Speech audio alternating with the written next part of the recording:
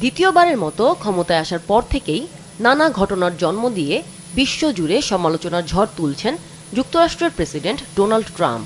বিভিন্ন দেশের পণ্য আমদানিতে ব্যাপক হারে শুল্ক আরোপ তেমনই আরেকটি ঘটনা। এরই মধ্যে বাণিজ্য আলোচনা শুরু করতে হোয়াইট হাউসের সঙ্গে যোগাযোগ করেছে 50টিরও বেশি দেশ। বিষয়টি নিশ্চিত করেছেন মার্কিন অর্থমন্ত্রী স্কট বেসেন্ট। তবে যুক্তরাষ্ট্রের সঙ্গে আলোচনা করতে চাওয়া দেশের তালিকা বা আলোচনার বিষয় কিছুই প্রকাশ করেননি দেশটির অর্থমন্ত্রী বেসেন্ট বা অন্য কোনো কর্মকর্তা। একই সময়ে একাধিক সরকারের সঙ্গে আলোচনা ট্রাম্প প্রশাসনের জন্য একটি চ্যালেঞ্জ মন্তব্য কর্মকর্তাদের।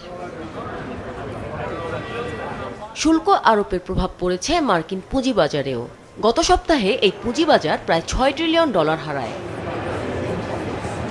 বাণিজ্য ঘাটতি কমাতে শুল্ক আরোপকে কার্যকরী ওষুধ বলে উল্লেখ করেছেন প্রেসিডেন্ট ডোনাল্ড ট্রাম্প। চীন, ইউরোপ সহ অন্যান্য দেশ বাণিজ্য ঘাটতি কমানোর আলোচনায় একমত না হওয়া পর্যন্ত শুল্ক অব্যাহত থাকবে বলে হুঁশিয়ারি দেন ট্রাম্প।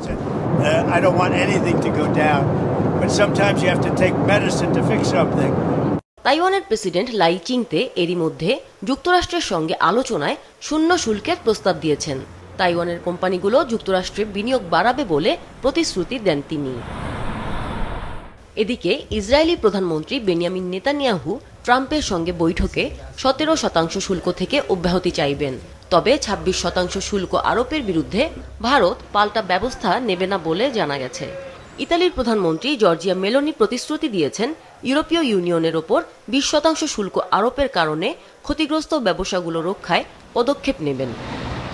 আমিনা লুসেই, মাছরাঙা, নিউজ ডেস্ক।